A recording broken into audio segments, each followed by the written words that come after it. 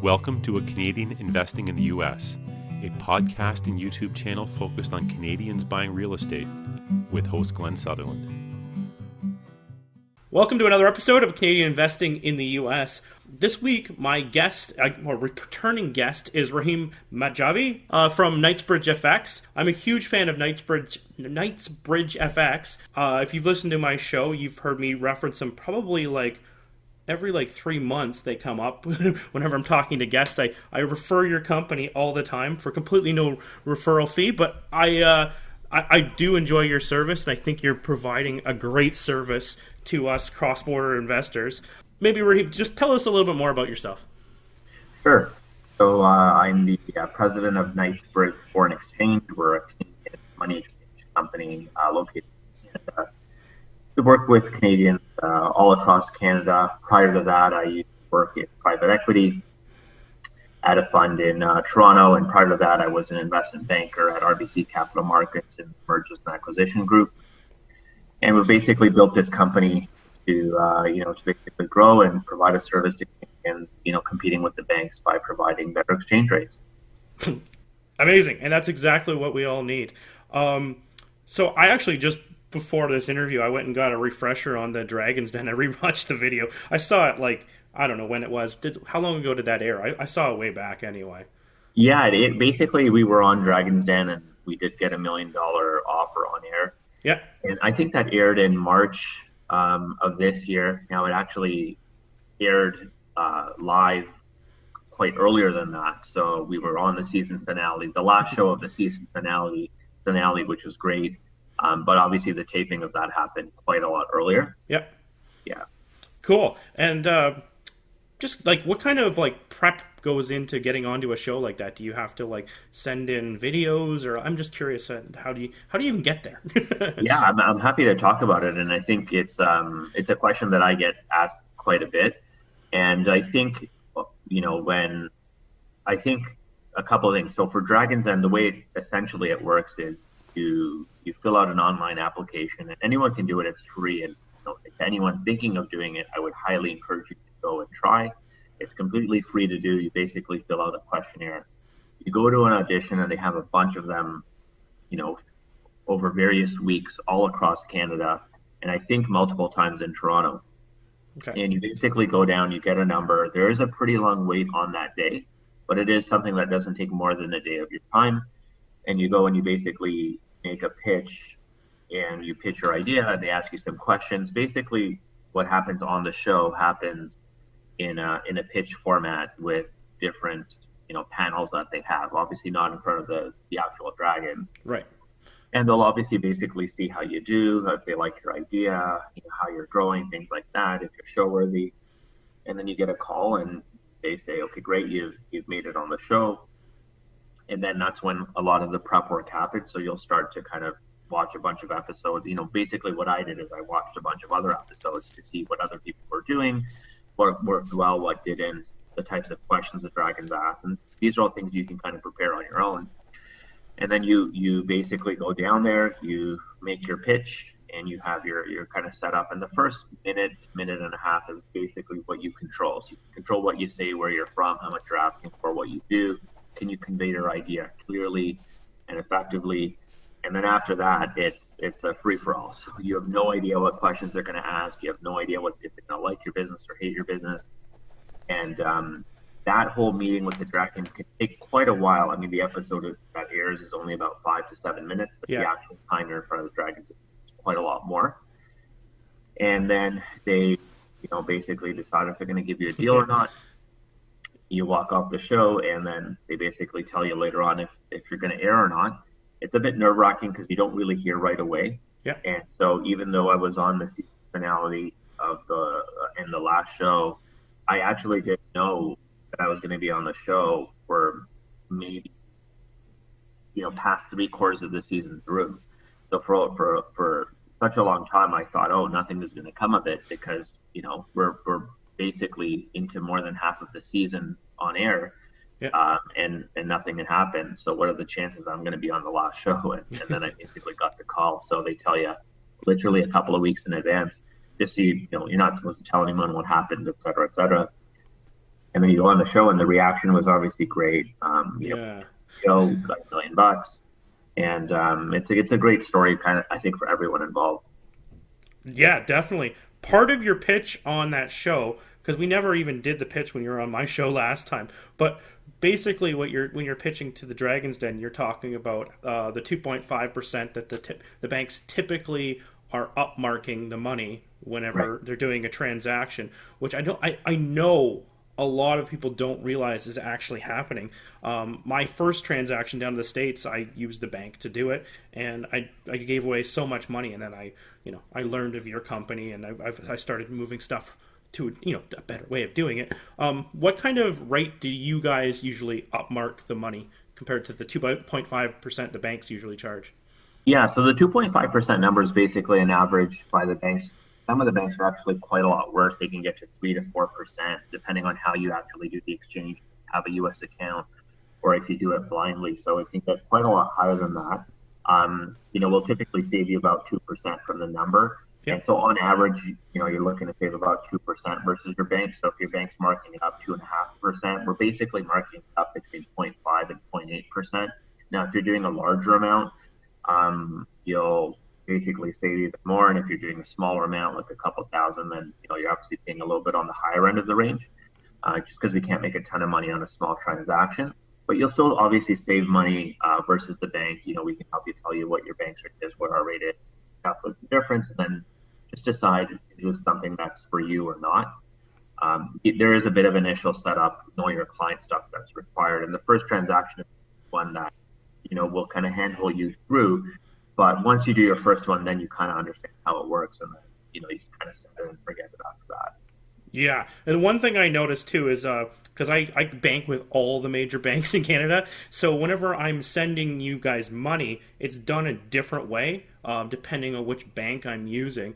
I don't know. I'm kind of throwing this out because we didn't even talk about this ahead of time. But do you know which banks you can do the bill payment from and which ones you have to do the wire for?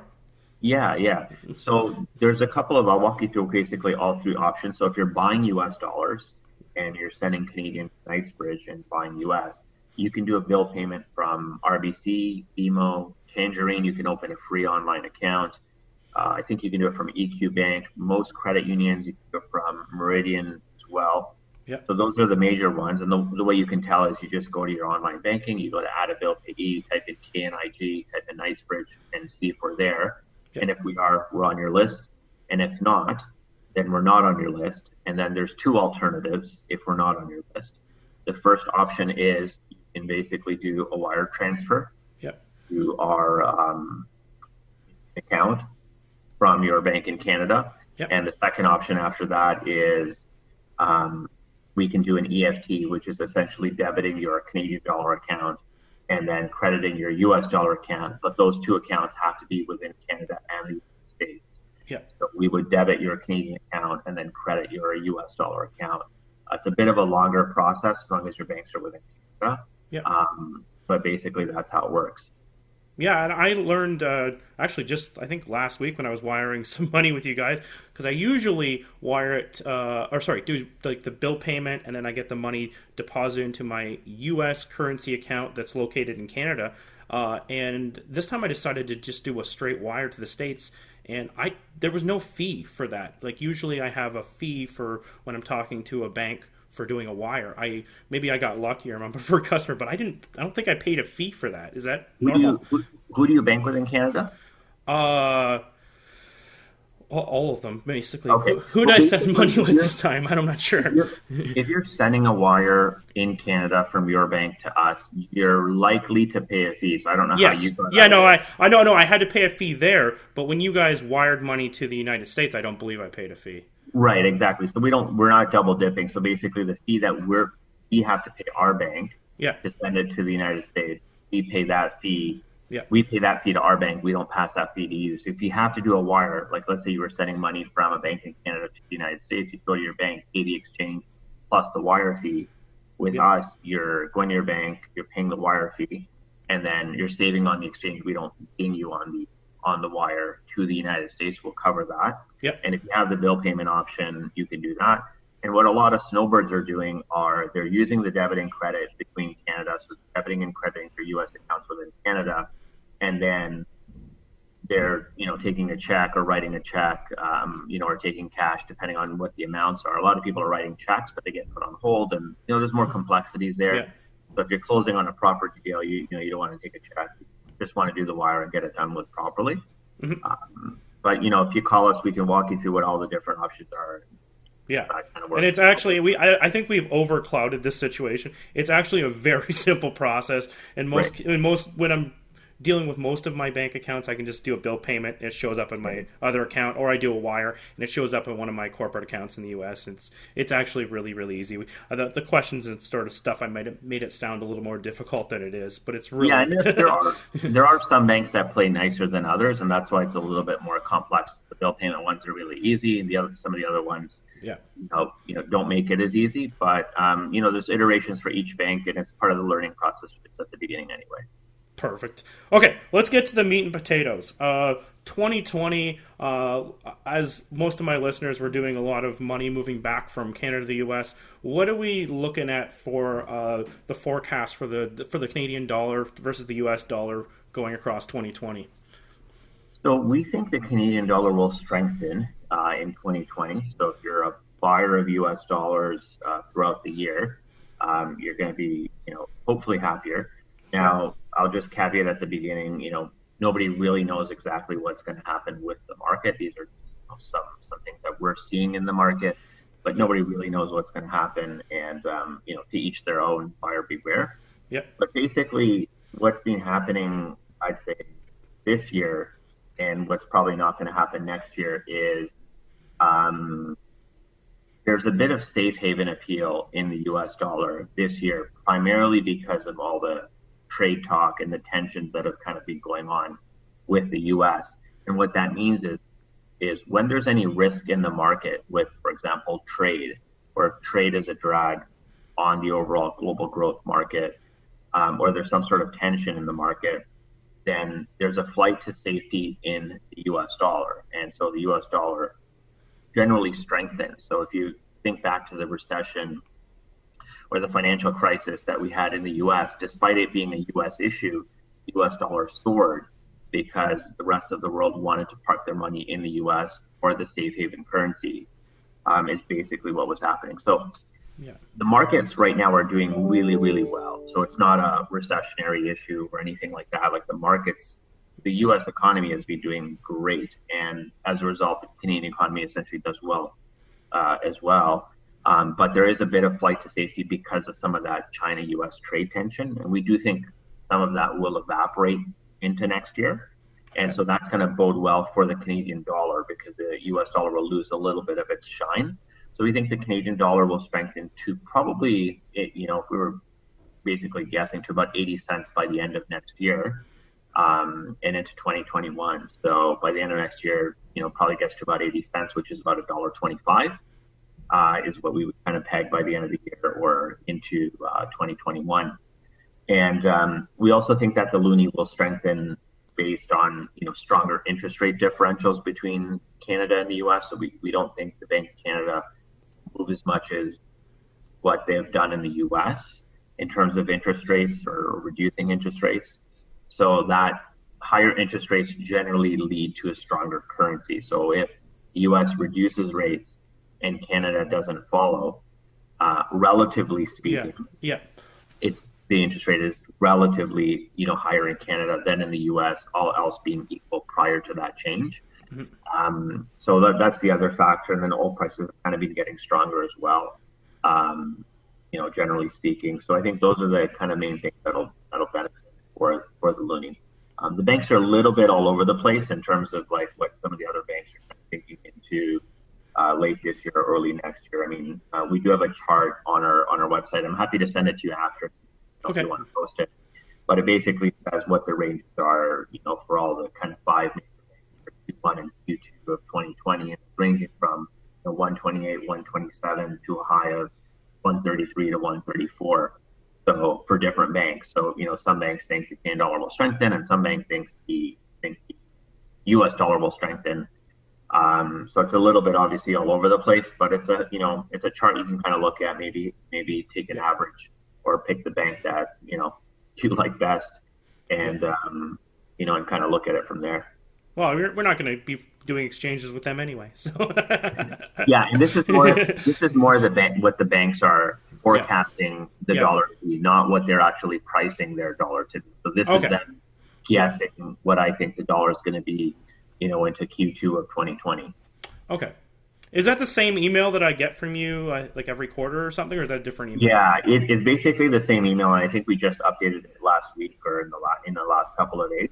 Yeah. So it's on our website. You probably get the email after. You might have got the email already. I'll have to check. But also, I'm happy to just follow up with you after. Just send it to you, and then to the extent you want it, you can have it. And if someone wants to go to our website, just click on the blog and click on the monthly outlook. It's all the way at the bottom of the monthly outlook on our blog. Yeah, sure. Send it over. I usually post it on our Facebook group, and so everyone has an idea what the next quarter is going to look like. So that's great. Right. So yeah, I mean, it's been kind of a volatile market. I mean, even stuff with the UK and Brexit, it's been a bit of a drag, and just had an election there. So a lot of things going on, but generally speaking, the main factors for the main dollar are oil prices, interest rates, the overall economy, and then essentially what is the U.S. doing. So we think the U.S. will lose a little bit of its shine into 2020 when they get to sort of deal with China. The one caveat to everything is obviously the U.S. election. Yes, I was going to mention that. It really depends on, generally the election outcome doesn't really impact the dollar as much as people anticipate it doing, except that if you have extreme candidates on either end, either reversing, something really significant like a trade deal, for example, or going really far left or really far right on some sort of issue, then you might see, some sort of change. But generally speaking, the U.S. economy is such a beast in of itself that it really doesn't get impacted too much, by a lot of policy changes. Yep. We have seen a lot of, positive policy changes from a tax perspective, or I guess overall economic growth in the U.S., and that's obviously bodes well for the U.S. So to see some unwinding of that, could be a negative, but I think generally speaking, none of that. There's a lot of talk before the election as to what some of these things might happen, and then people generally revert to the mean, when it comes to one-on-one kind of face-offs. Great. Well, Rahim, thank you so much for your time. That was a lot of education, and I think if no one even gathered anything else, the dollar should be getting stronger in Canada. So if you have your money on this side, you're going to do better. And what else? I think that was basically the gist of it. It looks promising if your money's still here. For me, my money's all over in the U.S. now, and I have to bring it back. So right. And the caveat to everything is, we generally try. Even myself, I never time the market. I don't try to guess. Yeah. Based on business needs, and it can be a dangerous game trying to time the market. It can get just like with anything else, stocks, everything else. So kind of to each their own. A lot of times people just dollar cost average what it is, keep an eye on it, and you move on with life, and you just save what you can on the exchange and go from there. Yeah, no. If you have a deal to buy, go buy the deal. Don't wait for the money to change slightly, because it's probably not enough to make it actually worth it. So if you have a deal, buy a deal, and you move. If you have your money sitting in cash because you sold something and you're not in a rush, then you can sit there and wait for happier times if you think it's going to go that way. But anyway, side note, I know you're a super busy guy. Thank you so much for your time, Rahim. If people want to get a hold of you, how would they do so? Well, you can email contact@KnightsbridgeFX.com, and in the subject heading, just put attention Rahim, and that email will get to me. You can obviously give our company a call at toll-free number of 1-877-355-5239 and just ask for me. And if I'm there, I'm happy to talk to you. Yeah. Email works, and happy to answer any questions or walk any process. Perfect. Thank you so much for your time again. I really appreciate it. I think there's a lot of value that some people just have. If they may, I think most people that listen to my show know about Knightsbridge, but it's still nice to get like the I don't know what your title is, CEO or whatever, of the company to actually put a face to the whole thing. So anyway, thank you so much for your time. Yeah, thanks a lot for having me. I really appreciate it. All right, have a great night. Take care.